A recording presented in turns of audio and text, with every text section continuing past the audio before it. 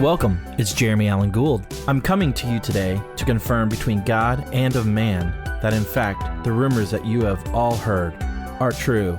I started this podcast because I freaking love music. I was privileged enough to book amazing artists and bands in the past, and I was lucky enough to stay in touch with many of them to this day.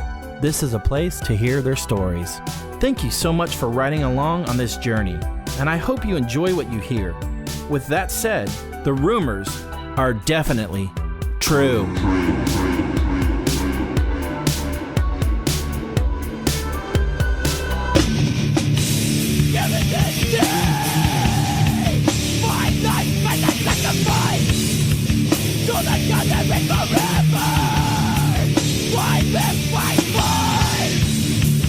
With my mouth I will praise you, for you are worthy of my praise. With my feet I will stand before you, and with my hands I raise my God. I have left this world, lost over, and God of my reward.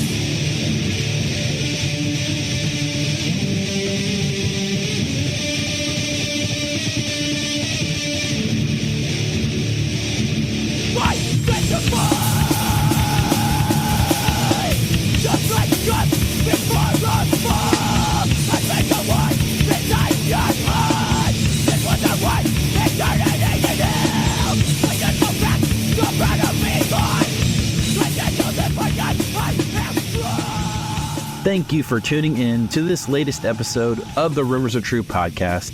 My name is Jeremy, and today I welcome Jason Stinson. You know Jason from the bands Overcome and Indwelling. Jason has been an influential artist in my life, since I was a teenager, got into hardcore. What an awesome opportunity to talk to somebody that I've admired and looked up to over the years. Love the Overcome records and the Indwelling record. Awesome conversation, so I hope you enjoy this latest episode with Jason Stinson.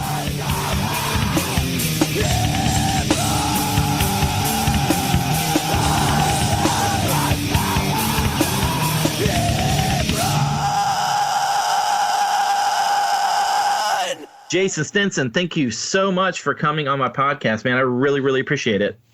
Absolutely. I'm glad to be here and get to talk with you today. Awesome, man. Tell me what's going on in your life currently. What do you got going on, man? Yeah, so I am now 48 years old. I am a full-time pastor at a church in Gilbert, Arizona. Kind of stayed in Arizona, Gilbert area my whole life. And so it's called Redeemer Bible Church. And so I'm very thankful that I don't have to do labor work anymore as far as like with my hands and all that kind of stuff. But now working for a church here full time, I'm the worship pastor here at the church, and I do other things as well. But that's basically it. I'm almost an empty nester. I've got a 21-year-old daughter that's in vet school in Minnesota, and I've got a 17, he's almost 18-year-old son that's going to become a firefighter right now. So Crazy. Still doing music, still writing music, still recording music, but just completely different from what it was. Yeah. Yeah. Absolutely. What kind of, if you don't mind me asking, what kind of denomination is that? It's just a Bible. It's Redeemer Bible Church, so it's non-denominational. I guess it's if it's affiliated with anything, it's more of the Baptist affiliation. Okay. But it's not a denomination of sorts. I got you. My dad was a pastor, so I'm definitely familiar with that that whole world. So yeah, that's cool. That's awesome that you're still being able to play music in a different facet and be able to use your talents. And I think that's awesome, man. That's really cool. Yeah, it's great. Yeah, thank you. Yeah, it's weird transition. I've always wrote and recorded music ever since I was like 16 years old. Yeah, but I've never. Being a Christian, being a believer, and with that my entire life, and writing music for ministry, I've never wrote music like for the church. You know what I mean? Yeah. I've never wrote anything that I've tried to like be. When you think about like hardcore music, and you're writing stuff that you want people to sing along to, of course. But it's like at the same time, I've never done like corporate church music before, where I'm trying to write music that people can use in their churches and sing along to. So it's my first hand at it. It's been challenging, but fun. I don't know. That's cool. I was gonna say, do you like doing it? Is it? I do. Yeah. I have a incredible amount of talented people around me, you know, at the church that I'm at. And we just have a blast. And so, yeah, it's just barely in its infant stages right now, but it's been fun. It's called Redeeming Truth Music. And so we just launched a website for all of that and put out our first song and first video. So, but yeah, it's been an interesting, we started it like a year ago, and so I had no idea if it would work or not. And I still don't know if it works or not, but it's there. You know what I mean? That's awesome. I'll have to check it out. That's awesome. You know? Keep creating. That's cool. Yeah. Sweet, man. Well, let's talk about growing up for you, Jason. Let's kind of talk about some music, some influences, Sure. Maybe how music kind of came into your life, and maybe some records, bands, shows that kind of put you on the path that you're on. Yeah, absolutely. So I guess that's the question, right? Yeah, you know, I grew up in a Christian home. My parents were great people, still are. Love them. I had one sister that was 6 years older than me, so in a lot of ways I was kind of an only child in that sense.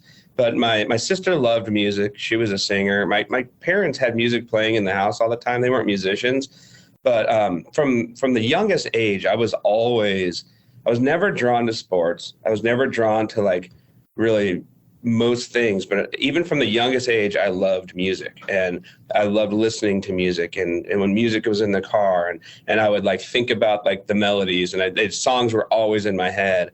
And I think that, you know, it's interesting because even as a young kid, like if a song had something like a guitar solo or something interesting, you know, I was drawn more to that. Right. Yeah. And I remember when I was like probably like around second grade or something, this would have been, you know, early 80s or whatever. I was at school and much, I'm sure to my parents' chagrin, you know, they didn't want me getting into like secular music or anything like that. But a kid brought a Quiet Riot tape to school. Nice. And to me, I remember looking at the cassette tape and it was like the hockey mask on the cover and it was like rebellious and, you know, it's Quiet Riot and, you know, Bang Your Head and all this stuff. And I hadn't heard it. You know, I don't even think MTV was really like a thing then. And, you know, there was no way to like listen to music and like the radio or something like that. So, but he had this cassette tape and he was like, yeah, you know, I got this cassette tape. And I just remember being like, so like stoked on that. Like, oh, what is this? I wish I could listen to this right now. I wish I could hear what this was. And then I remember I was watching the movie Footloose. Oh yeah. Of all dumb things, right? And you know, Kevin Bacon comes rolling up in his bug and Quiet Riot's on there. You know, that Bang Your Head song's like playing like super loud. And so all the other music in that movie, but that song, right? That scene. Yeah. And I'm just like, what is that aggressive sound? I love that, you know? And just the whole like weird rebellion to all of it. I don't know what I'm still slightly drawn to like extreme things, you know what I mean? Sure. I've never been one to like popular music, you know what I mean? Yeah. Whatever the popular thing is, I don't like. So if it's but I like all kinds of music. But if it's country, it's got to be like outlaw, old school country that exactly. You know what I mean? That's angry and you know and rebellious. And then if it's rock and metal, it's got to be like the most extreme rock and metal out there. You know what I mean? Or whatever. But anyhow, I remember that was kind of like the start for me. And so I remember growing up through you know, grade school and into high school. And then, you know, everything just kind of led to something else. And so I would, you know, listen to Metallica, you know, of course, Metallica was it for me. Like when I first heard Metallica, it was probably like around, I don't know, 6th or 7th grade. Like that was it. That was there's nothing greater on earth than what I'm hearing right now. The first song I ever heard was from them was Master of Puppets. And that was it for me. You know, I listened to that song. I waited on the radio and I recorded it with a cassette tape. And I listened to it over and over and over and over for probably till today. Actually, I'll listen to it again later today. You know what I mean? So it's like I get it. I've listened to it. It's a song you can't ever be sick of that song. It's amazing. And so so then, you know, into high school, it was like, okay, whatever the thrashiest, heaviest stuff that's out there is what I want to listen to. So it was started with Metallica, and then it was, of course, I love Megadeth and the Rest in Peace record, and you know, Slayer put out Seasons in the Abyss. Then it was like all these great records were coming out. You know, they were doing the big I forget what the name of the tour was, but this tour was going through, and it was Anthrax and, Slayer and Megadeth. And I don't know. So we listened to that. I guess it was like, I was like maybe a sophomore in high school or something. And I was out skating, did a lot of skateboarding and stuff. I got really into skateboarding. I was with that kind of crowd of people. And I met this guy behind a grocery store who had a shaved head, and he was skating, and he was wearing a Youth of Today T-shirt. Oh, and nice. I had no idea what that was. No idea, And I was wearing like a Metallica shirt or something. I don't remember, some type of metal shirt or whatever.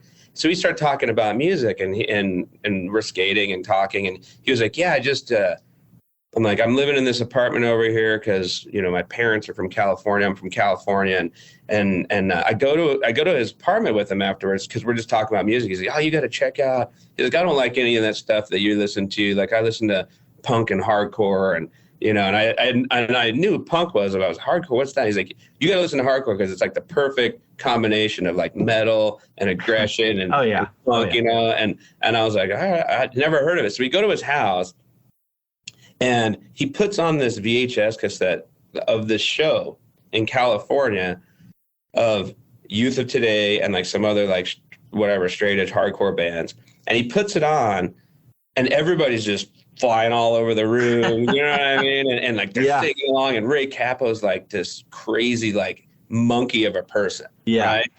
Bouncing around. And I remember being like, "That is it. Yeah, that's my life right there. That's it." Right? And I had no idea what that meant or anything. But from that point on, he had this record collection, and it was like the Gorilla Biscuits and these Youth of Today and the old Revelation record stuff.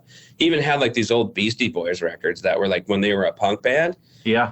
Putting them on, and it was like, what in the world is all of this stuff? Like total new world to me. Never. So then I'm like, trying to find that in Arizona, and it didn't exist. It just did not exist. The records didn't exist. The music didn't exist. You couldn't stream anything. You couldn't find it. So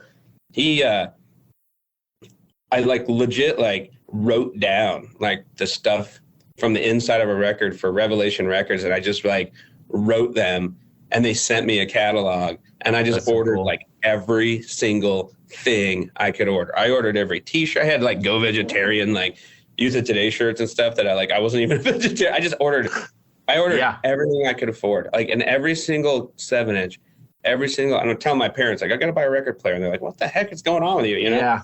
Right. And that was it. All through high school, I still listened to metal and the heavier, especially got big time into like death metal and stuff like that. Sure.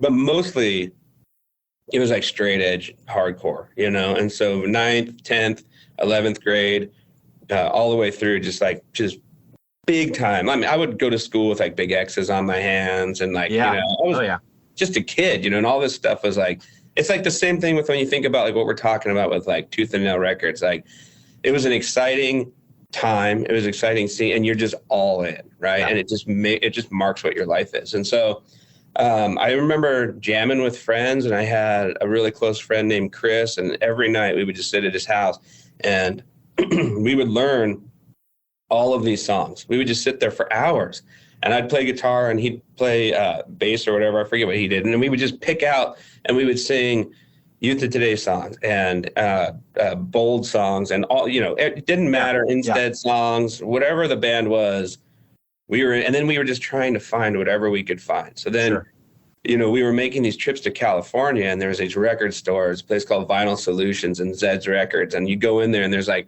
hardcore shirts hanging on the. That's so cool. And you're like, what is this heaven of music? You know what I mean? And spend hours. We would drive there, and then everybody would jump out of the car and run into the record store to see who could find what faster, And so it became like a lifestyle, which, is what it still is for most people, right? And absolutely, in a lot of ways, it still is for me. But so being into music, playing guitar, have friends that were into music, we started jamming. The original drummer for Overcome, Ryan Hayes, he bought a drum set and had it in his garage, and so we would meet, we would go skate, and we would come back, and we would play songs we knew. We'd play outspoken songs, and we'd play, whatever. We would just play these hardcore songs that were going on. Unbroken all this kind of stuff was starting to come out, this newer, like the Revelation Records stuff, all those bands, they were already gone even by that time.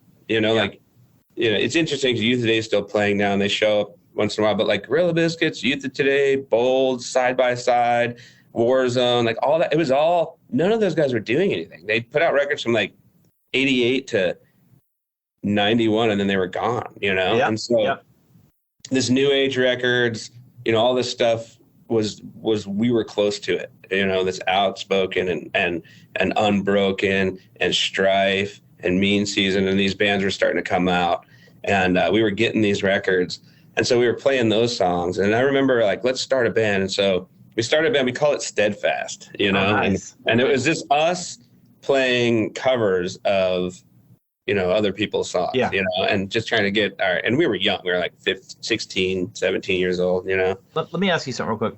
Were your parents okay with you listening to the secular music? And were they cool with you once you started the band? Like how were their viewpoint on that? My parents have always been really cool and supportive of me. And I don't think they were ever necessarily against it. I definitely don't think that they were happy about, secular music for any, I'm sure. But at the same time, like in my life at that point, like behind all of that, I was still going to church every week. I was taking my friends to church every week. I've always been more of a leader than a follower, I guess. Sure. And so I'd bring all these kids with skateboards. Like, hey, it was a priority to me. Like when people thought of Jason Stinson, they were like, yeah, he likes music and all that stuff, and he skates and he's into all this stuff and he plays guitar. But I still think that people were like, oh, he's the Christian kid. Yeah. He's the kid that's not smoking with us. He's the kid that's not doing these things. And when we skate, and then every Wednesday, it was like, I'm going to church. Yeah. And I was like, who wants to go with me? Let's go to church, and then let's go skate afterwards or whatever. So I would pile like as many people as I could into my car, and we'd all just show up at the youth group. And then I'd bring them to church, and they'd be in the front. There'd be all these crazy looking kids, in the church. And so behind all of that was for whatever reason, I knew that I had my own faith. Yeah. By the time I was like 16, 17 years old. And that question, like, who do you say that I am? I knew who Christ was. Yeah. And so more important to me, even though I didn't realize it at the time, was this relationship I had with Christ. And so I think my parents saw that, and I was bold about that.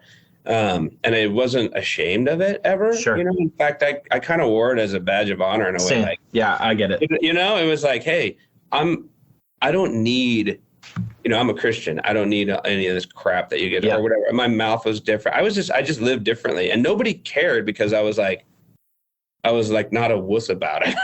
Yeah. Oh yeah. You know what I mean? So people will respect you if you just have a backbone. It's the people that are kind of like, I don't know why. Yeah. I get it. I go to church because I have to type stuff. Yeah. Nobody respects that, No, totally. Absolutely. So I think there was I think my parents were okay. You know what I mean? Like they're like, he's a kid, he's got a lot of testosterone and stuff and everything. But ultimately, like I was going to church every week. I was neglecting any of that stuff. I was going to church camps. I was not like against any of that. I was very for it, and vocal about that. And so I played guitar and drums in church when I was very young, and was a part of like whatever, worship team it was at that point, and so, I don't know. I mean, I definitely think I scared them, pretty good. I mean? They thought that, any moment I was going to, if there was a fence, any moment I could go either side. No, totally. But I remember not really thinking about Christian music at that point, because at that point, there was no such thing as Christian, like, hardcore stuff, you know, but I was going to lots of shows. I remember like whatever Christian shows would come through, if they did, I'd go. And I remember like my earliest memory was seeing Scattered Few. Oh, nice. Scattered Few. They must have came through Arizona about 4 or 5 times. And that was just, I loved those guys. I loved, like, great. They were angry and weird and like, Alan was just like this crazy person, you know? Totally. And just didn't, was unapologetically Christian, but didn't give a rip about anything, Yeah. and their band, like when they would come play, they were super fast and then they were slow and then they were this and that, but the, mosh pit, and they would incite this like energy to their stuff. I remember being like, wow, that's awesome, Yeah. Yeah. And I would go to like local punk shows and those type of things, and local, anytime, a hardcore show would come, I'd go. And so that's kind of like the start of like all that. I think, what were we at with that? Yeah, well, you were talking about Steadfast. I was going to go into it. Was that the precursor? Yeah. Was that the precursor to Overcome? And I guess let's talk about that and how Overcome became, and then signing with Tooth and Nail, and kind of how that world came. Obviously, you mentioned that was, it was a new world to all of us. So let's talk about the beginning of Overcome and how Tooth and Nail came in the picture. Yeah, so it's funny, the name Overcome. It's like, at that time, it was such an awesome name, and now it's the worst name ever. Because if you try to like look it up or whatever, like the number one thing is like a Creed song, or like overcome this and overcome that and overcome anxiety, and it's like impossible to find. Even if you go on, whatever streaming platforms, you have to dig to find. Yeah. So many stupid things, right? So no one's thinking about that stuff, before that technology. Sure. Anyhow. So Steadfast, we were doing that. And then one of the dudes that was in that moved to California. And I remember him coming back with like this Focused t-shirt, right? And he comes back from California. This was like 3 months later or something. And he's like, dude, because he was a believer too. He would go to church when we were Christians. And he's like, you're not going to believe this. I'm like, what? There are Christian bands in California playing hardcore music. And I was like, what? And he had this shirt, this Focused shirt. It said Focused. All the way down the back of it had the passage from Romans 12. Trying to remember what it was. You not be conformed to this world. Sure. And by the renewing of your mind, it was like all this big Bible verse on the back of it. You know what I mean? And I remember thinking like, holy cow, you know what I mean? What is this? And he's like, yeah, you got to come to California. You got to see it for yourself. Like there's a band called Focused. There's this band called Unashamed. There's this band called Bloodshed. There's this band called, he was just naming all this stuff, Impact, and they play these shows and thousands of people come and they're screaming and they're all just yelling for Jesus, and then they play with secular bands and nobody cares, and it's amazing. And I'm like, that can't be true. You know what I mean? It can't be true. I'm like, well, let's hear it. And he's like, they don't have anything out. You know what I mean? It's like, I can't. You just got to come experience. I'm like, okay. So me and like a bunch of friends went to this dude's house where he lived. He lived with his brother and sister, and in right across the street from Disneyland, right down in Orange County, right there, and Garden Grove, California. And we all go out there for a summer for about a week. And it was awesome, man. It was like Course of Disapproval was playing with like some band. Wow. We went to like every show you could go to, and there was like hardcore shows like every night there. It was crazy, That's awesome. But the show that we went to was in Irvine, California, and it was Wish for Eden of all things, right? Opening, and then Focused, right? Wow. And we go in there, and actually I missed something in there because I already knew their songs when we went there. So, okay, yeah. So I remember him coming out, telling me about this, and then he's like, no, the record's coming out. And I kept going to like this Christian bookstore, and there it was. There's this Focus Bow record that came out on this label called Tooth and Nail. I'd never even heard of it. I think it was like Tooth and Nail 2 or 3. I know there was like Bow, one other thing, and then it was like one of the first records they put out. So I remember getting it, listening to it, and being totally, and then giving it to all my friends, and then they're like, hey, we need to go out to California. So we all like just binged that record like crazy, memorized every last little, that big montage that David Bonson does at the beginning and all that, and so we go to California, we go to the show, and we all go up in the front, and we're singing like crazy and singing along. And Tim Mann was like, who the heck are these guys? What is this, crew of guys up here, like pouring their hearts out, singing in front of everybody else? Like, I've never even seen these guys before. That's so cool. Yeah. So afterwards, and he's up on stage and they're doing their thing. And then he's, talking about God from the stage. And while we were there too, the Unashamed record that wasn't out yet they were playing it in the room. And all of us were like, what is this? You know what I mean? But anyways, talked to Tim afterwards and he was like, who are you guys? And I'm like, oh, yeah, we're from Arizona, And Overcome didn't exist at that point. We were playing, just doing that, covers and things and, talking about doing a band. And he was like, wow, you guys are amazing. Like, we got to keep in touch. You know what I mean? And I'm like, yeah. Totally. And then I was like, yeah, we've got a band in Arizona. And he's like, you do? And he's like, is it a spirit-filled hardcore band? And I'm like, yeah, it is. And so we came back and that was it. We were like, this is a spirit-filled hardcore band. We're going to start writing songs. We're going to do this thing. Like, I got a contact, you know what I mean? And like, so all we did was practice every single day, and I was at home just writing songs. Like, I'm just writing these songs. And then we were working on them together. We put together like this stuff. We made our demo. And then we just would go to California. We would just get in our car. We wouldn't load anything. We just go this was the Overcome guys. And then all our friends. Right. And we would go to California and there's so many shows. And the way shows worked back then is there was hardcore shows for sure. But then there was all these like tooth and nail shows going on all the time with it was like Plank Eye and Focused and, Wish for Eden and I don't know, whatever. It was all mixed up. It was all there was like, it was hardcore and not hardcore. And there'd be like 1,000 kids in this church. And so we would just show up. And I remember Tim being like, I gave him like our demo and he's like, hey, play a couple songs on our set. You know what I mean? For everybody. Yeah. And I'd be like, sweet. Okay. So like legit, like bands would just be like, I mean, that EDL was a band back then too. Yeah. You know what I mean? And I remember like Tim going up to them and being like, hey, these guys are from Arizona. Can they play like a couple songs with your gear, at the end of your set? And they'd be like, sure. So like, they would be like, hey, there's this band from Arizona here called Overcome, and they're just going to play a couple songs, and they would play their whole set. We would get up there and just take their instruments, and then everybody would freak out and like, oh, they're just excited that there's another band, That's sick. At that time, like Brandon was there, and like, people from Tooth and Nail Records were there because it was still hadn't moved to Seattle yet, So he saw us play and saw us and all of that, and Focus came to Arizona one time, and we did this big show, and then they were on tour, and there's a band called Centerpoint.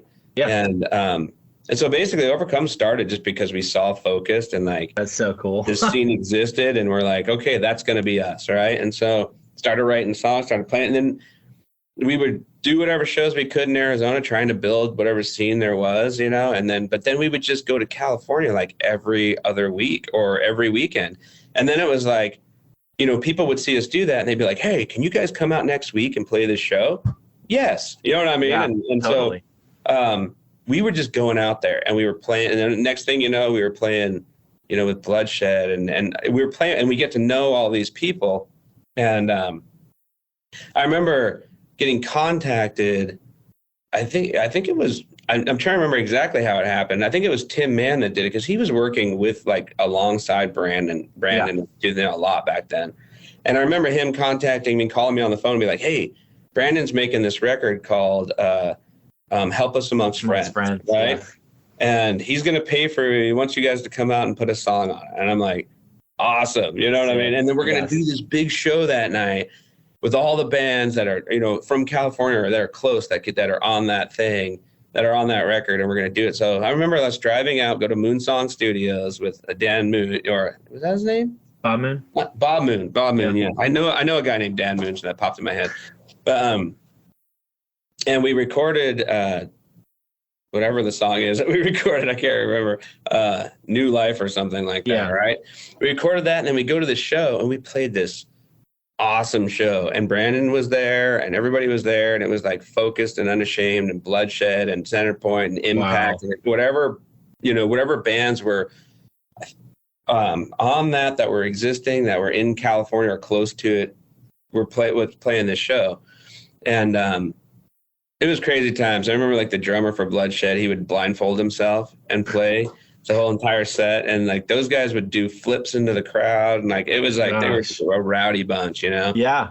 And so we played that, and then we just kept playing. And then, I mean, that's kind of like the start of it, you know? The California scene was bonkers, dude. Yeah. I believe we just somehow, like I said, I don't think we were a great band. We sucked, but it was like, but we were into it, and everybody was like, it was just an exciting, it was the right place at the right time. That's totally all, you know? Totally.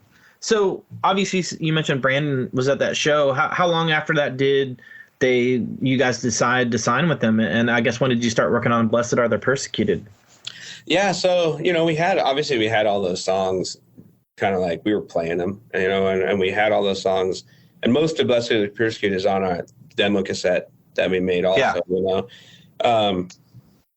And so that whole time period would have probably been, you know, April, May or so of whatever year that was, 1994, 94, 95, you know what I mean? Yeah.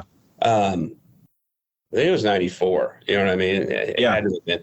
And so, no, it was 95, because that was the first time. So I remember Tim being like, okay, you guys are playing. He would call me all the time and talk on the phone. And Tim, when he gets talking, you know, he's like me. You know, between the two of us, we would just talk. We would. I texted him the other day. He sends me long texts. And I'm like, he called me like, I don't know, a month ago or so. You know, because he's doing that show and he wanted to so, but we just talked forever. It was awesome. Yeah, that's awesome. Yeah, great guy. You know what I mean? He's totally. You know, such a cool guy. I love him to death. But anyways, I remember he called me and was like, look, guys, it's cool that you're in California and you're doing this stuff and everything, but if you need to go to Cornerstone. Like, you need to go there. You need to go to Cornerstone Festival. We're all going, like, Focus and Unashamed, we're going on tour. You know what I mean? We're all going there. You just got to get there. You got to get there somehow. And so I'm like, all right, we got to get to Cornerstone. You know, we weren't on the bill or any of that stuff, but our bass player, Jason Obergfall at the time, his dad bought us a van. He bought this big yellow tour van, you know, and from this preschool, he bought it for us and said, because he's a musician, rad dude. Funny story is he when I got to Redeemer where I'm at, he's going to that church, played drums with me and bass guitar with me, you know. Crazy. And now I'm playing with like his, you know, Jason Overfall's dad. It's just it's weird how life changes. That is crazy. Anyways, bought us this van because he was just super into it. And guys, I want you to go. And by the way, all these kids are like, I'm young. Like Reggie was like 15 years old. You know what I mean? And like, I think Jason was 15 years old. Like, they didn't have driver's license. I was the only one that had a driver's license. And here we are, we're like, we got parents that are not only into it, but like buying us a van and being like, you guys should go drive out, you know, 2,000 miles away. And that would never happen now. It will never happen now. Like, I know people with 15 years. I'm like, I think about it now and I'm like, no way. You know, when you think about like Bible stories and stuff and people like getting married when they're 12 and like, that could never happen now. Well, even this is like 15-year-olds are not going on tour like this now. Yeah. They're just not, you know? And so, but we were, you know, I think I was like 17, 18 maybe. And these kids were like 15 years old. We were, good Lord. We were babies, dude. And so we drive to California. We drive to Illinois. And I remember, you know, we didn't have any shows to book or anything. So we just drive all the way there. We show up to Cornerstone Festival and we don't have a slot to play or anything, but, you know, immediately like Bobby from Unashamed is there. Like the Focus guys are there. They're introducing me to all these people. We're meeting all of these people. Yeah. And there was this thing there called the Improv Stage. Yeah. It was on a skateboard ramp that was there. So you would put your name in the hat. Somehow Tim got it to where he's like, oh, no, we're not going to pull out your name or anything. He talked to the guys there because Focus was a big deal back then. By the way. They were kind of like the first, you know, and then Unashamed record had come out. So they were like, this is like the hardcore band that has made it on the Christian thing, Tooth and Nail Records, like backed, you know, straight edge Christian spirit-filled hardcore band, right? These guys. And so basically whatever Tim said, people did. I mean, it's, you know, everybody thought he was like that guy was like the godfather, and he still is. You know? Really, for sure. Kind of like he's like the godfather of the spirit-filled hardcore thing. There's no other way to put it, right? So I remember him being at Cornerstone and being like, to the improv, he's like, hey, we're going to have a show on this thing. It's going to be Overcome and Bloodshed. And I can't remember who else, right? And he's like, and you guys are going to play, you know, because everybody's, and so I'm like, okay, cool. And I remember telling the guys, like, so they picked a time for it, picked a slot for it, the day for it. And then we're just all writing things, like making our own flyers for it. Overcome, spirit-filled hardcore, you know what I mean? So cool. 7:00, you know, hardcore show. And we were taping these things all over Cornerstone.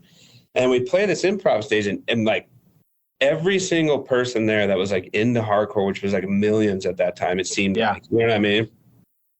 They all gather together at the skateboard ramp to watch these bands play, right? So I just remember getting up there, and we played our hearts out, dude, for like 5 songs, and I threw up at the end of it, like at the back of the ramp. I just go in the back of the ramp, and I just threw up all over the place in front of everybody, because we just put it out. I was like, this is, I'm never going to have this opportunity again, right? Yeah. And I was so into it and so intense. I'm screaming as long as I can and freaking out, and you know, and the band, and we played, and you know, everybody, I made a million friends, right? We met the Zayo guys there at their infant stages, and you know, I know that 6 Feet Deep guys were there and all that, you know, all of a sudden, I must have wrote down like 8,000 phone numbers, you know, there wasn't even like emails and stuff back then, really. So it was amazing. And I remember us just driving home, like feeling like, holy cow, that was the craziest experience of our entire life. Like that is never going to happen again. I look back at it now and I think, what a crazy deal, man. You know, that just will never happen. And anyhow, I get home. I've got one of those old like little mini cassette tape answering machine things, you know, and I see that it's blinking, right? And so I press play, and it was Brandon Ebel on there. Wow. And he's like, hey, Jason, this is Brandon Ebel from Tooth and Nail Records. And he's like, I saw you guys play you know, I've seen you play in California and stuff, but I saw you play in Cornerstone. He's like, I want to talk to you about a record deal. And so unbelievable. I just remember being like, oh my gosh, you know, not only did I just have like one of the craziest experiences of my life, but then I come home and then there's that on my phone, you know? Was that your intention? Was that your intention when you went out there? You're like, we have to get signed, or was it just like, we're just going to go balls to the wall? We wanted to get signed. Like when that Focus record came out and Unashamed came out, I was like, I remember talking to Tim, like, what do we got to do? What do we got to do? You know what I mean? Like I want to be on Tooth and Nail Records. You know what I mean? I want to be on that. And he was like, yeah, I'll talk to Brandon, you know, and everything. And I remember us being in and out with Tim, and he's like, you know, guys, I talked to him about you guys, and I think we're close, you know, but he's got all these, he doesn't want to do like one style of music. You know what I mean? Sure. He just put out a Focus record. He just put out an Unashamed record. He's got like 6 other bands, like, you know, the Plank Guys and all that, you know. He's like, he doesn't want just a hardcore label, right? So he's got all this other stuff he's doing. So he's like, I don't know if I even want another hardcore band right now. You know what I mean? I don't know. You know what I mean? Like, maybe I do, maybe I don't. Brandon was very like innovative. You know what I mean? Yeah, absolutely. And he wasn't like, he still does. I mean, I don't know him well anymore, but he just didn't think like normal people. He was he had this vision to create a label where any style of, you know, this Christian punk, rock, whatever would have a place. You know what I mean? And all these bands get ignored. He would put it out. And so I remember Tim just being like, I don't know if he's going to do, or if he does another hardcore band, it might not be for a while. You know what I mean? And so I'm like, okay, that makes sense, you know, because he's like, Brandon said he's got like 10 other records he's of these bands that he signed that he's got in the studio, and those all need to come out. So we're looking at like a long time probably. So he might not even sign any more hardcore bands, you know? Sure. And I'm like, he might just leave it focused and Unashamed for a while. And so I'm like, okay. And then at the same time, you know, on the Helpless Amongst Friends thing, there's like Strong Arm was on there. God. You know, and that song killed. And so I just remember also being like, you know, if there's an order of things, because Strong Arm played that Cornerstone Festival too, and holy cow. I know. I remember being like, that is the greatest Christian hardcore band I've ever seen. Yeah. And they owned it, dude. They were incredible. They were amazing musicians, and they were all kids too, but stupid good. And they had a huge following from Florida too, because Florida had a big scene, and then they were already going up and down the East Coast. And so at Cornerstone, like they were like the thing, and they weren't signed yet either. So I remember thinking like, we got to be way down here. You know what I mean? Like I want to get signed, but like if he's going to sign another band, it's going to be Strong Arm, not us. You know what I mean? Yeah. And, but anyways, got home, that message was on the thing. I remember calling him back, and, you leave a message because, or whatever. And then it takes forever to actually connect. You know what I mean? Like, hey, I'll be home at 7:00 if you want to call me at this time, because, you can't text or anything. So that weirdo anticipation of how the heck am I ever going to actually talk to him? And then you don't even know, So, but I remember calling the guys, and everybody's freaking out, That's sick. Anyways, talked to Brandon, and he's like, yeah. He's like, I want to sign you guys, 3-record deal. Do you got enough songs for an album right now? I'm like, yeah, we do. He's like, okay. He's like, well, there's a studio that No Innocent Victim just recorded at in Escondido, California. That record sounds really fat, I didn't put it out, but Rescue Records put it out. He's like, but I like the way it sounds, you know what I mean? And this is analog studio there.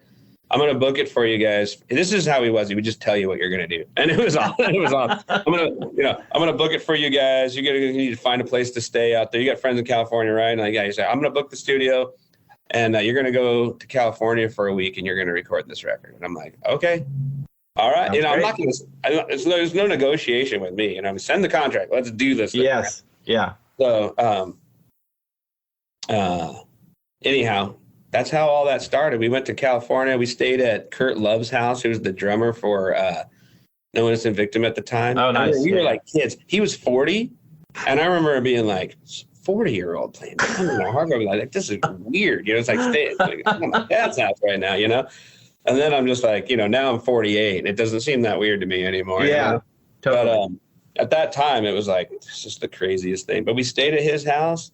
Had a great time. We recorded Blessed Are the Persecuted. And I don't know, like as they say, the rest is history, I guess. What are your thoughts looking back on that record? Maybe some thoughts from that time. Yeah, it was just like the most exciting time of our life, And I actually think that record sounds really good. It was all analog. Recording the studio was really cool. Honestly, if I'm honest, it's probably one of our better produced records that we ever made. You know what I mean? It sounds good. It's the high fidelity of it is great. We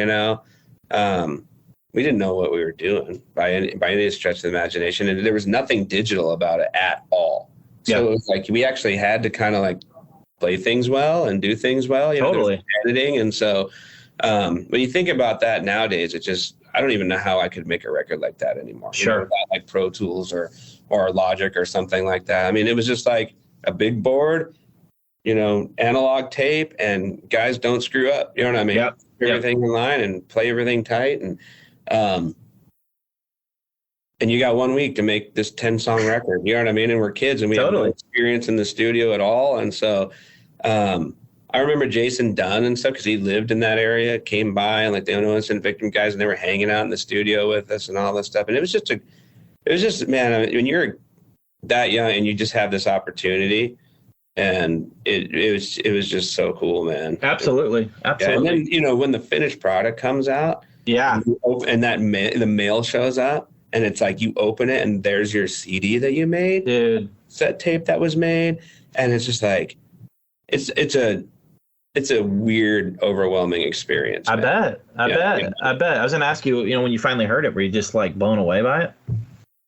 It really was, because it's not like, you record it and then it's done and it's on but you don't get to take anything home.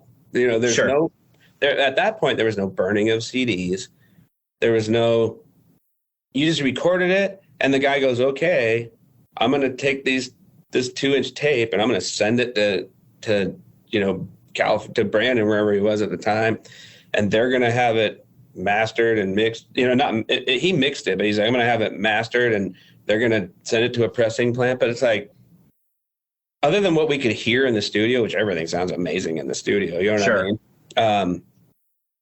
I had no idea. Like, we left there without being able to listen to it. We left there not being able, we drive all the way home without having anything. You know what I mean? So however long it took from when we recorded it for it to come out, like, we had no idea, like, what it was going to sound like or what the mastered or the final copy was going to be. You know what I mean? Like, we just didn't. And so you're talking to your friends about it and, I can't wait to hear it. But it's like, you can't play anything for anybody. And that's just not the way it is today, right? You can listen to things and then you can go, I want to change this and I want to change that. And you can just go in and digitally do it. And if it's too much of this or too much of that, you can take it out to your car and listen to it 1,000 different ways and make sure it's what you want it to be, right? But back then it was just like, fly by the seat of your pants. It's done. Okay, what's going to happen? I don't know. Yeah. Well, once that came out and you obviously had it in your hands and you're psyched on it, did you hit the road pretty quickly? And who do you go out with? Yeah. So the first tour we did, Brandon was like, hey, that was like a requirement basically for like part of the contract was you need to tour, And so I was like, okay. And he had started up that Davdon thing that David Johnson and him were doing. And so he's like, I'm going to book this tour for you. We're going to send you this binder with everything that you're doing and you're going to go out. And he had signed Strong Arm at that point, you know what I mean? And their record had come out also. And so he did, I think he signed us and Strong Arm basically at the exact same time, like right after Cornerstone Festival. So both of our records kind of came out. I don't know who came out first or whatever. I think we came out first because we're pretty low we're down pretty far on that tooth and nail, like release of roster. Yeah. I don't know what Blessed Persecuted is, but it's got to be like 9 or 10, I think. Wow. But anyways, so he's like, this coming summer, like you're gonna, and I remember like there's ads for this thing in Heaven's Metal magazine, and like I went to the Christian bookstore and there's like this tooth and nail display and like this, the big cardboard thing of Overcome. I'm just being like, whoa, you know what I mean? So like, cool. What the heck, But yeah, he's like, yeah, you're going to go on tour. I'm like, okay. So that's what we did. We went on tour with Strong Arm for like a month. Man, unbelievable. Yeah, I know. And that was like one of the greatest times of my life. Like we became, still to this day, we are all like great friends. We still send messages to each other. You know what I mean? It was awesome, dude. Like a month and a half on the road. And it was just, I can't really describe it, man. Like all the shows were exciting. We played some, really crappy shows. And we played some shows where we were clearly hired or brought in just to play for like a youth group. You know what I mean? And because it was a tooth and nail thing, they didn't know anything about it. And yeah. So, well, let's do a special event for our youth group. And there's like 30 kids. And then we, these guys have no idea. I remember we went to the show and it was like us and Strong Arm. And we go there and we walk in and it's like this suit and tie guy comes up and he's like, oh, thank you boys for being here. And, we wanted to do something special for our kids and they wanted to do a concert. And so we reached out to Tooth and Nail Records and here you, and like, have you ever listened to any of our music? And like, no, but we're glad you're here. And like, the only thing we need you to do is we need you to, before, make sure that you talk about Jesus and make sure that at the end you do this big altar call thing. And if you could have all the kids sit down and I'm just like, I remember like clearly being like, dude, we'll talk about Jesus for sure, but I'm not sure that you know what's about to happen here, right?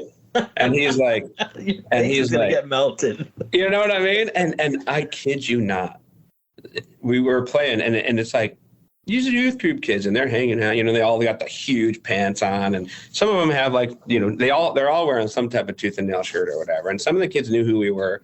Then they were stoked, and then other had no idea. But in the back of the room was like parents and pastors and the youth pastor guy. God. And this is like in, I don't remember where, but like, I want to say like North Carolina or something like that, right?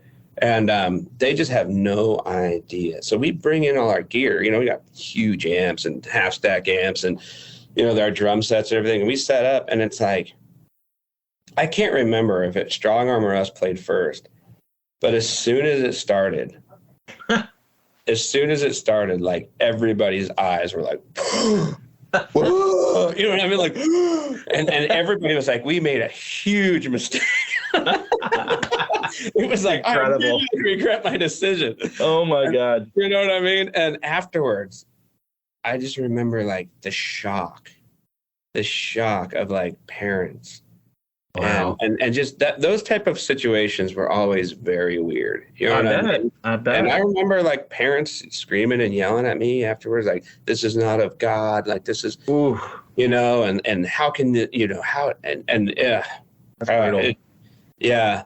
Anyways, I don't know how I got on that, but that's just a funny story. No, that's gotta be hard, you know, and you guys are young kids yourself, you know, and it's like, you know, you're expected to, in their minds, you know, be this evangelical, totally, you know, whatever. And, you know, I know you're probably in your hearts, you wanted to do that. You wanted to give the passion, you know, that Tim gave you and, you know, all these other bands gave you, but it's like, you guys are kids. I mean, that's insane to expect you guys to be, you know, the forefront of the message that they're trying to, and I mean, I'm a believer myself, but that just seems crappy in a weird way, you know? But absolutely. I mean, that's the thing, right? You never want to meet your heroes type idea, but it's like, you know, of course I was a believer. Of course, like, you know, we were trying to do this thing as a ministry, but at the same time, we're all like 17, 18 years old. Yeah, we're young kids. We don't know anything. You know, we're not preachers or we don't even know the word of God very well. You know what I mean? We just have this passion for this music and all this stuff. And people, you know, they expect you, everybody, and it's still, there's nothing new under the sun, right? Sure. We still have this idea that like Christian bands are all like the most godly people on the planet, right? Like if you're in a Christian band, you must, you know, be a preacher, teacher, know all of theology perfectly well. And if you don't, you're just disappointed the entire world. And that's just not the case. I always tell people all the time, it's like with this new thing with music and everybody being so concerned about everything, it's like, dude, just listen to it, right? There's worse things you can listen to. Are they going to sign like a doctrinal statement or a statement of faith? Probably not, but goodness gracious, man, these guys are just musicians in a band. Don't expect them to be like your spiritual hero. You know what I mean? Don't expect them to live their life exactly how you think a Christian should live their life. These are just, you know, you can't, you know, you can't put that on musicians. They're not, that's not their job. Totally. Absolutely. I agree with you completely. No, I get it. But I lived that life forever, just like this, you know. I bet. Jason's the lead singer of Overcome. Like he better be, you know, above reproach in every single aspect of his life, right? Or this thing is over, you know. And you know what? It's unfortunate because a lot of artists that I've had on this podcast have said the same things, and some of them aren't believers anymore. And it's really, you know, it sucks because it's, you know, I'm not blaming those situations, but I'm sure that had something to do with it. You know, you know, the pressure or the expectation, you know, whatever it may be, you know. So, you know, that's definitely. Well, the worst of it is like you don't want to be a hypocrite. You know what I mean? Totally. Nobody wants to be a hypocrite. So it's like you either believe it or you don't. And so whenever you're forced to say something that maybe deep down in your heart you don't really even believe, eventually you're going to feel the shame of that, and you're going to walk away. You know, so that's, you know, I did believe it. I still do. It's still a fire inside me that was lit years ago. And so it's like, I didn't have a problem talking about Jesus, even if I didn't know what I was saying and screaming about it. You know what I mean? And obviously, as I've been sanctified and I'm walking more with the Lord, like, you know, I know a lot more than I knew back then. Sure. But you know what? My heart was right back then. I know that everything I said, everything I did it because I really felt like I wanted people to know Christ. Absolutely. You know, and so as imperfect as it was, I'm not ashamed of any of that. Sure. Absolutely, man. Awesome. Well, that's good. Yeah. I love hearing your perspective on that. And, you know, like I said, I'm a believer myself, so I definitely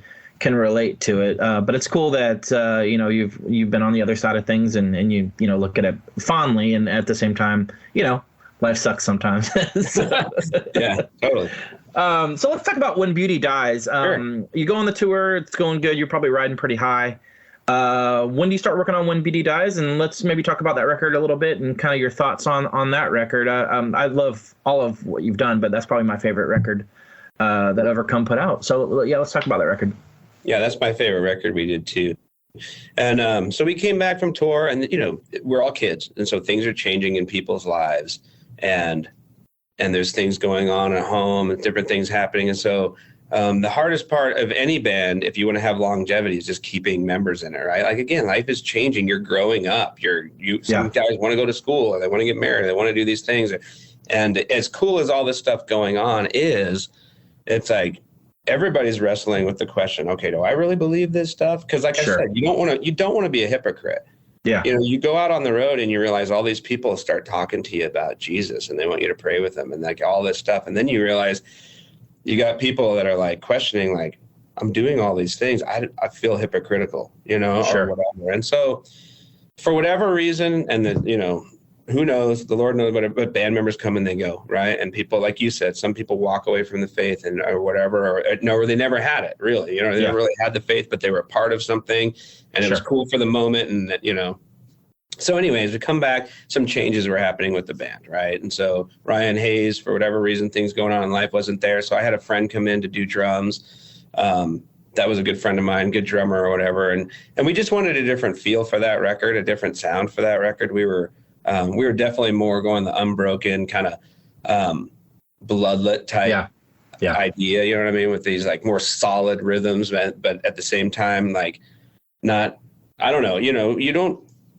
think, the cool thing about it is we didn't overthink any of this stuff. You know what I mean? We were just writing songs and whatever. And Reggie did a lot of writing on that record too. And so it's got a lot of his flavor, and he still is he has a really, really creative mind. Yeah. And he does things different than and he just doesn't think the same way. So anyhow, the reason why that record sounds as bad as it does is, and the production of it kind of sucks, is we talked to Brandon. He's like, we were like, we want to do it locally. And he's like, okay, I found this studio called Phase 4 Studios.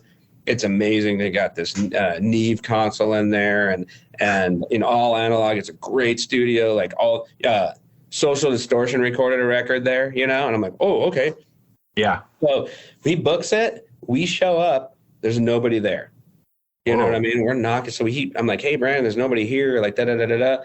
This guy shows up at the scene. He's like, okay. I open to the studio. He's like, so who's your engineer and stuff? And I'm like, we don't have an engineer. And he's like, this studio is like a rented studio space. Oh, my. Dan showed up, like Dokken had recorded there and stuff. He's like, but like Megadeth recorded there. They're like, but there's no engineer here. Like, this is a built studio for professional bands to come in and record what they want. And so I called Brandon and stuff. He's like, no, they told me it was going to be like this package thing for whatever, and that was going to come with an engineer. And so this guy starts talking to him on the phone, and then he's, yeah, okay. I mean, he's like, okay, guys, well, I'm going to be your engineer. You know what I mean? And I'm like, okay. So he's like, well, we didn't pay for the big, major room, so we're going to record in Studio B. And so, okay. And it was still nice. Everything was nice. But the guy that recorded our record was not an audio engineer, right? He knew how to press record, knew how to press, he just wasn't, and they didn't have the 2-inch tape and stuff. So we had to go try to look that stuff up and find it. And we had to go buy it, and everything got started really late. And, but it was the same deal. It was all, there's no digital. It was all analog. There was nothing, and again, we recorded that album. It sounded fantastic in the studio, but there's there was no way to listen to it still. That was like 96 when we recorded that. So there still wasn't really CD players in these places or ways to burn CDs and things like that. So that was another one where it was like, okay, we recorded everything. This guy mixed everything and it sounds wonderful in the studio. And we were like, this record's going to crush, right? We were like, so stoked. And that one, and I love the artwork for it. I love everything. But, I love that album. I love all the songs on it. And honestly, like, I don't hate the recording because for the time, but it wasn't the level of what was coming out with some of the Tooth and Nail records and with some of the stuff. And I remember, I think Brandon was even slightly disappointed in like, really, and so when we listened to it and we got it, I was stoked on all the packaging. I wasn't as excited by how it sounded, but again, at the same time, I'm like, I don't give a crap. You know what I mean? It came out and it was, as far as hardcore records go, it was a success, like by all stretches of the imagination, you know? And so I remember Brandon calling me and he was like, hey dude, you just sold 8,000 copies in 1 week. Unbelievable. He's like, nobody on Tooth and Nail Records has sold 8,000 copies in 1 week. You know, when the record came out, and he's like, that's the biggest selling like record I have right now. At least not at the time, like, but in 1 week, you know, and that was before like the MXPX record came out. And then that was like, forget, no, sure. Nobody cared about anybody anymore after MXPX hit the scene.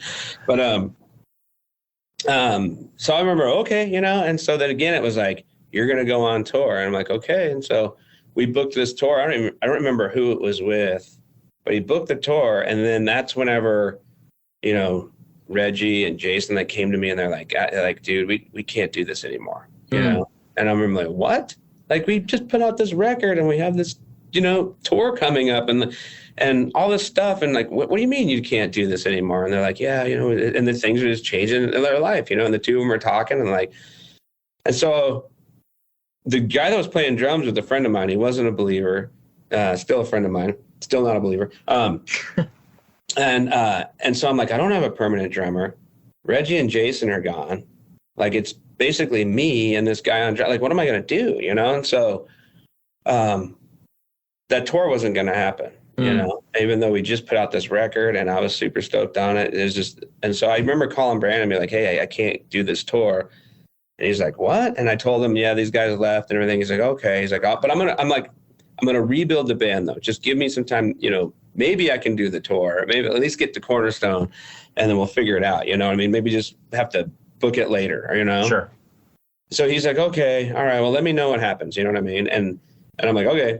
Well, about a month later, I get a letter from Tooth and Nail that we're off the label. You know what I mean? Wow. And I don't blame him for that. You know what I mean? I'm sure he's thinking like, this is just another, like most of his bands put out a record or two and then they were done.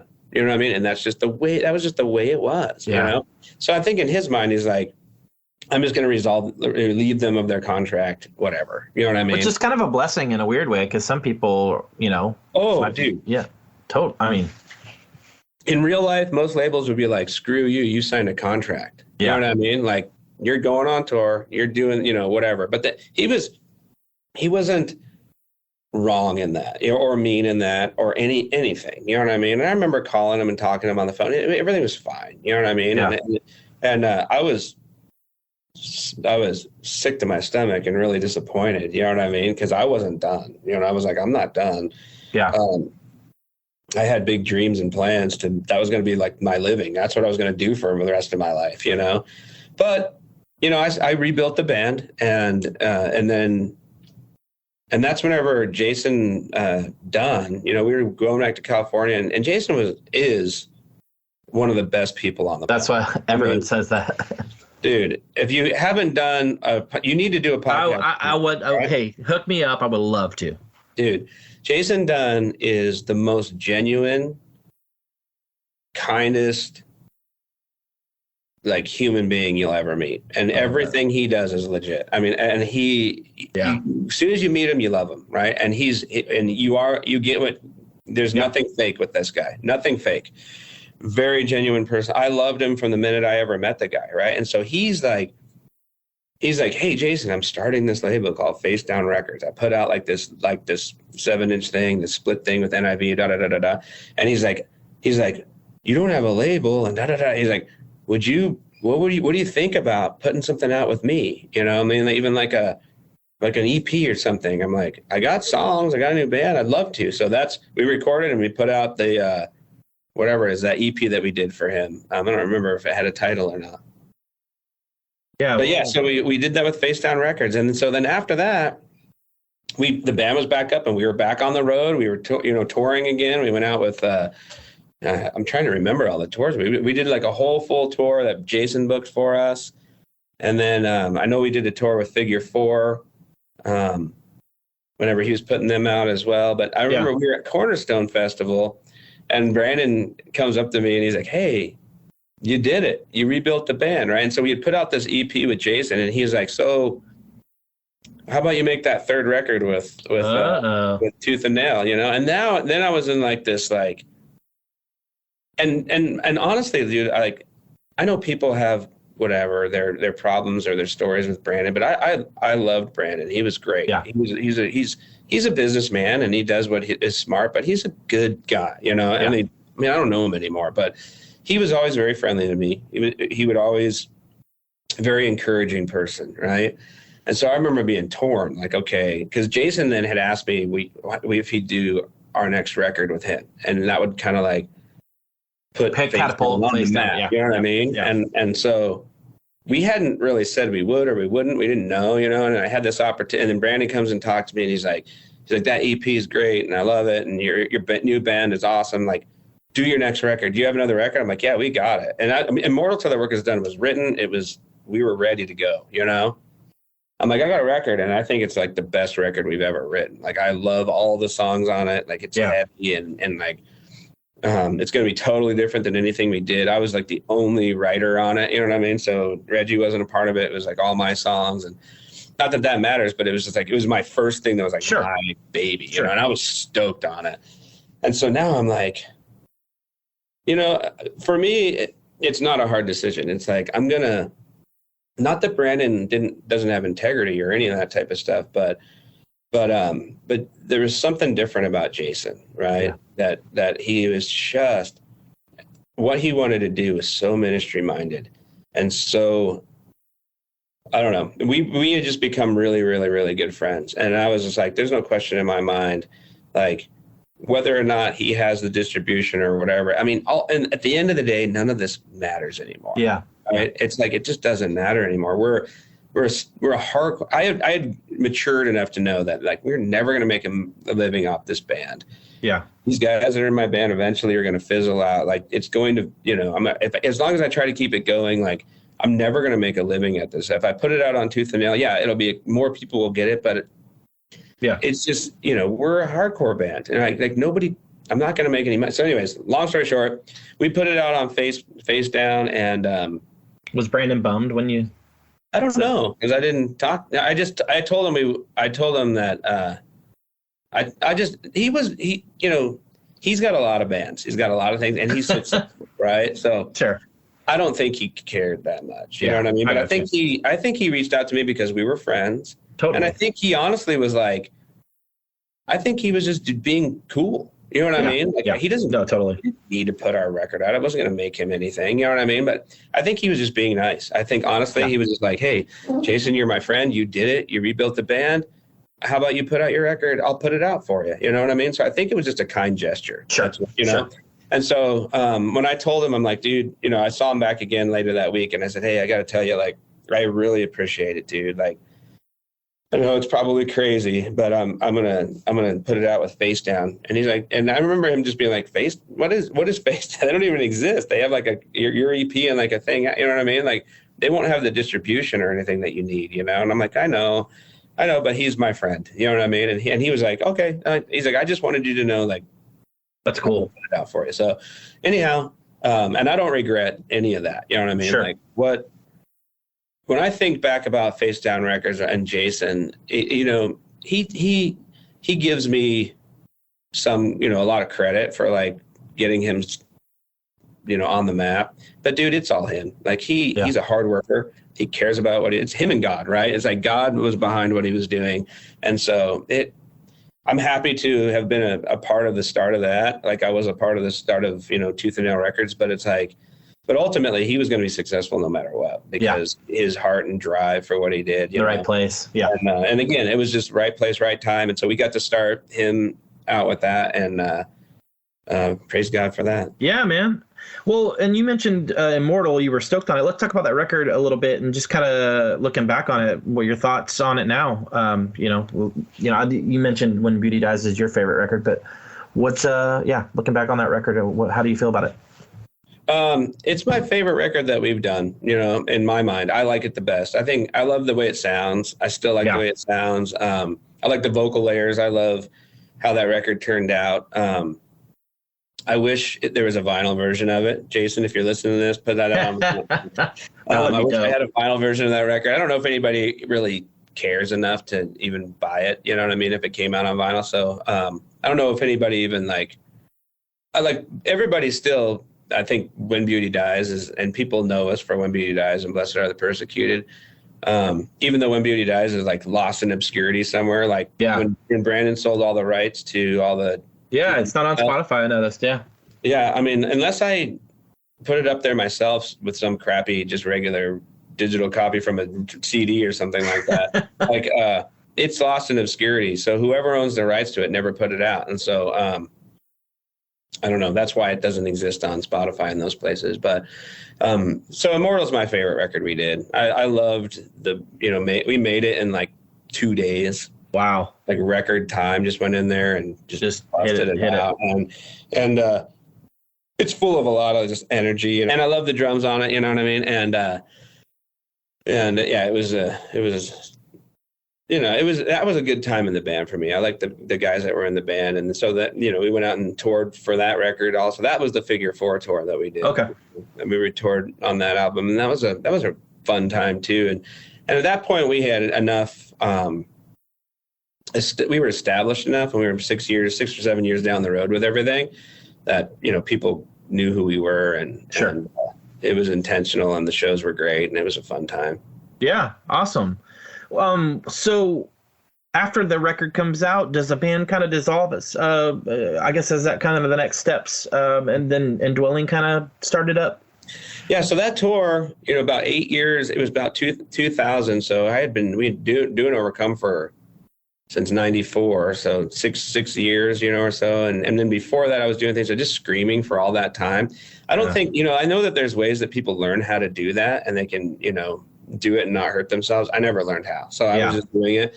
That tour was hell. I mean, I was just like, I was chloroseptic spray every night. Man, I can't imagine. And I was just getting older, you know what I mean? And I couldn't do it anymore. And so I didn't want to stop doing Overcome at all. There was equity in that name. Like, we wanted to keep doing it, but I couldn't sing anymore. And so I thought, and at that point in my life too, for whatever reason, I was really into death metal, like Suffocation, and it was my favorite band on the planet. You know what I mean? I loved death metal. that's all I listened to was death metal. I don't know why. It just was that season of my life. And so I was like, I really want to make a death metal record. And you can kind of hear that influence totally coming out. So, anyhow, we recorded, we came back, Ethan stuck, it was me, everybody else didn't want anything to do with the death metal album. And so I got this friend of mine, Thomas Washington, that could play bass and growl really well. And I wasn't going to be the singer. And so we thought about building it out with more people, but it's just the three of us. And we wrote, I had all these songs kind of already going, you know what I mean? So pretty quickly after that, we came home and we went and we recorded Man, My Eyes Shall Weep in 2 days. Wow. 2 days. You guys just bust them out. Yeah, we recorded it in 2 days for $1,000, and that's it. Wow. Right? And we shopped it around. I sent it to, and this was whenever, what's his name? Was that Tooth and Nail? I want to say Ron, or I'm not sure. I can't think of his name. He's not there anymore now. But sent it Roy. to him. Roy. Yeah, Roy. Roy was into, and he loved it, and he was like, I want to, I'm going to talk to Brown and see if I can get you guys and put this out on solid state. We'll remaster it, get better artwork and all this stuff. And I'm like, okay. Long story short, talking to Ethan Ethan was in this other band called Ember Coast here, and they were doing really well. They were doing these like Warner Brothers and like showcases and things. And he was like, dude, I can't sign any contracts because I'm trying to do something with this band. I'm like, okay. So, I already had the record done. It was recorded. I paid for it myself. You know what I mean? So I sent it to Jason, and I was like, hey, do you have any interest in putting this out? And he's like, I'll put out anything that you make, man. You know what I mean? Cool. So he was like, yeah, I'll put it out. And so he didn't have to pay for the recording or anything. I don't remember. And so he released it for us. And then soon after that, Ethan just got so busy with Ember Coast and the stuff he was doing that it was just a different time of life, It was a different type of band. And we played for, maybe like a year and a half, 2 years at the most. And then it just kind of fizzled out. But I love that record. And as I say, how do you feel about it? I love it. We did it in 2 days, and I wrote those songs really quickly, and it was just the three of us. Like when I'm biased because it's mine, but I feel like in the world of like Christian death metal, like I feel like that record just doesn't get noticed. You know what I mean? Totally. But I feel like if Christian folks that are into death metal would pick it up and listen to it again, they'd be like, oh, all right, yeah, this is actually like a really good record. You know what I mean? Totally. Whatever. That's me. I wrote it. Did you tour on that at all, or was it just the record? No, we went back and forth to California a bunch of times. I remember we played like early shows with As I Lay Dying. As I Lay Dying, they were just starting up, and I remember we were headlining, and As I Lay Dying was opening. You know what I mean? And like you got Tim Lambesis there, and then what's their drummer's name? He was in this band called Jordan. Yeah, Jordan. Yeah. He was in a band called Edge of Mortality. Oh yeah, I remember that band. He was playing for them, and like Overcome used to play with them a bunch, and they would come out and stay at my house, and all that stuff. And then I remember being, oh, Jordan, cool, you're in a new band. And like Tim Lambesis was always around. He was around the scene in California, and I think he had done some thises and that's, but I remember them starting out. But I remember seeing them play. It was a show that we headlined, and they were like the opening band, and they were amazing. I bet. They were so good. Great songs. Jordan was a killer drummer. Dude, Tim was a great lead man. Even at that, I remember at that show being like, dude, you guys are going to be huge. Yeah. And I'm like, well, man, we hope so. We're just trying to do, follow after what you've done, da, da, da, da, da. And it wasn't even like whatever, like a year later, when they put that first record out, I was like, oh wow. They were like the force to be reckoned with, Yeah, man, that's cool. That's really cool. Yeah. So years go by, and then you decide to do another Overcome record. Is that correct? Yeah. So the years go by. I met a guy that could play drums really well. And we were just jamming, and he was really good. And I still was friends with that Thomas Washington who did the vocals for Indwelling. Yeah. And there's some other guys around, and we just started jamming and playing songs. And so we were thinking, do we want to do a new band, or what do we want to do? I knew there was equity in the name of Overcome, you know what I mean? And so we could put that out, and more people would care about it, rather than just like some new band. So we recorded a couple songs, sent them to Jason, and again, Jason was like, basically, I think he thought it sucked, you know what I mean? But he was, but at the same time, he was like, yeah, I'll put out anything you do. You know what I mean? Like, yeah, I owe you, you know what I mean? Whatever, Overcome, I'll put it out. You know what I mean? And that was that. And so we went and recorded it here locally. And you know what?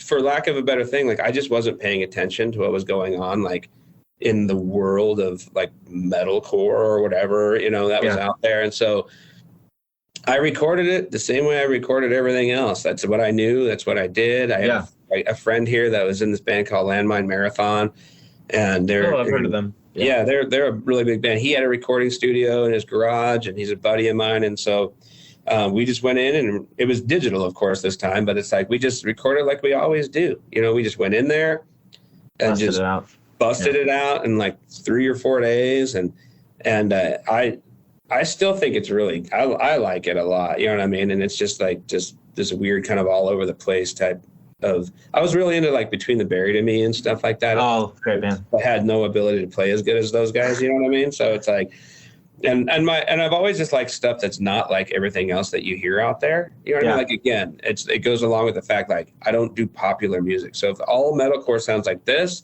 I want it to sound like that. You know what I mean? And so I get it. For better, for worse, whether people like it or not, or whatever, like, I didn't want it to sound like For Today. I didn't want it to sound like, A Plea for Purging, or all this with the big breakdowns. Yeah. And the A-tune drop guitars and like all this stuff. I was like, I'm just going to do this like straight tune, drop to C, but straight, no drop tuning. And it's going to be weird, and it's going to have a lot of like crazy scales and things going on, and weird time signatures. And I'm just going to do that because it's interesting for me. Right. Yeah. And so I've always been like, I'm just going to do something because I want it, and I don't care what anybody else thinks. And that's the beauty of punk and metal and stuff, right? Like you don't have to do what the record label tells you to do. So absolutely, we made it.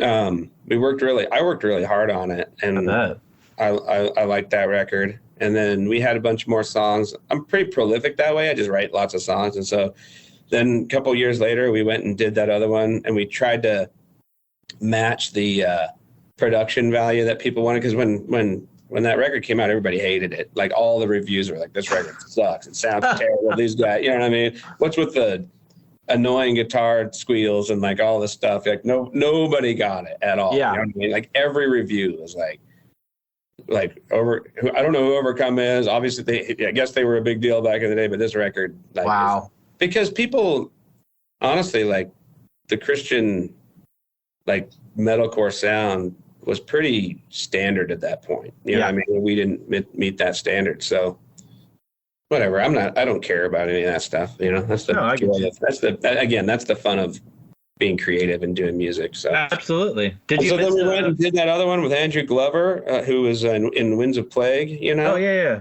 And so, again, we drove out and we did that record in like 3 days, just, you know, and everything we've done has been like just super punk rock. Yeah.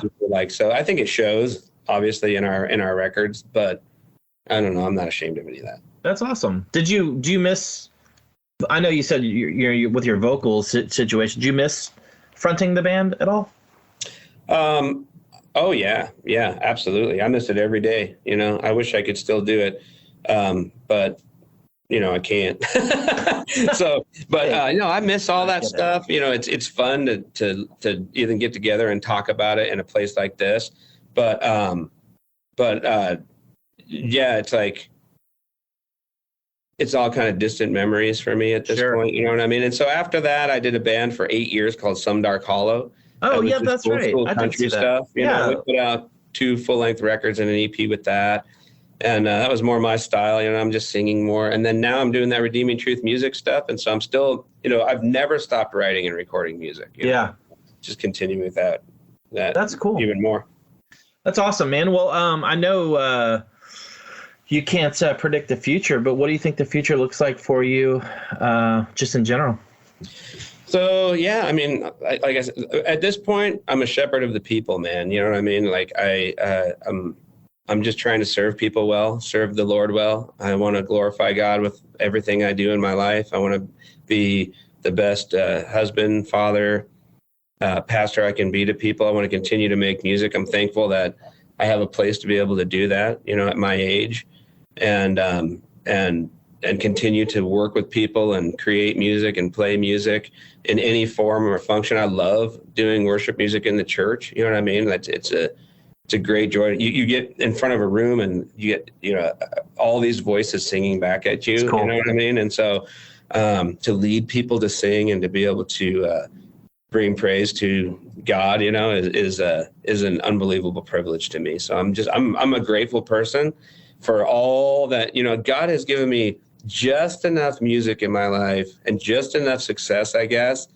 to keep music from ruining my life. That's cool. That's so, amazing. you know, you think of other guys that like it just ruins their life. My life is not ruined by it. So I'm good. That's awesome. I love hearing that, man. That's so cool.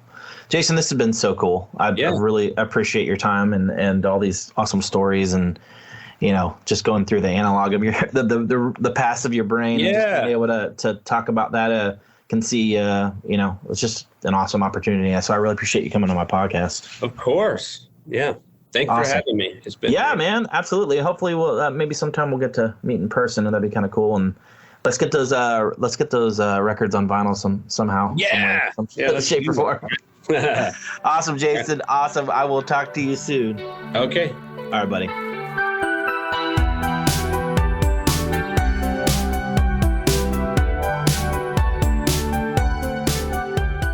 Thank you to the listener for tuning in again. I really could not do it without you. I know I sound like a broken record, but I really appreciate all the support.